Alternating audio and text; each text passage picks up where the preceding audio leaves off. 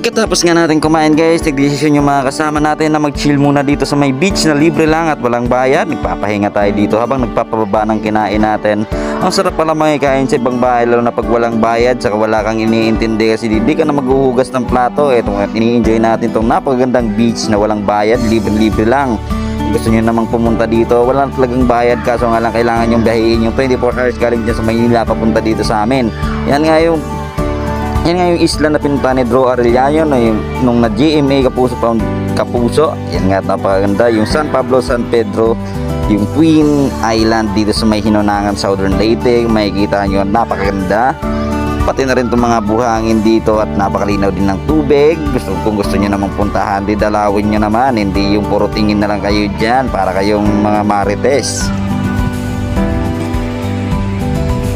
Napakagandang beach guys, walang bayad dito, libre lang. Pag pumasok dito wala akong babayaran.